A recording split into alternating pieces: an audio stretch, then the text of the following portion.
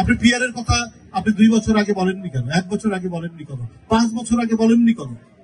আপনি এখন কেন এটা নিয়ে বিভ্রান্তি তৈরি করছেন? জনগণ জানে যে তার পছন্দ মতো প্রার্থীকে তারা ভোট দিবে।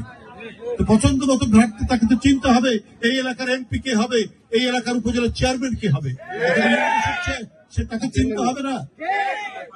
আপনি চিনলেন না, আপনি ভোট দিলেন একটি মার্কায়, তারপর হঠাৎ দেখছেন ঘুম থেকে উঠে যে অমুক লোক আপনাদের প্রার্থী। এটা কি আপনাদের ভালো লাগবে? ভালো লাগবে না, তারও ভালো লাগবে না। কিন্তু কিছু কিছু দল এইটা নিয়ে আসছে আনুপাতিক নির্বাচন।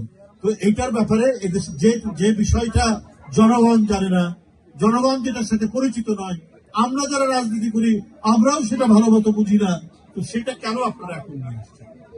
এটা এক ধরনের জনগণের সাথে এটা প্রতারণা করা, বিভ্রান্তি তৈরি করা, জনগণের মনকে অন্যদিকে সরিয়ে দেওয়া।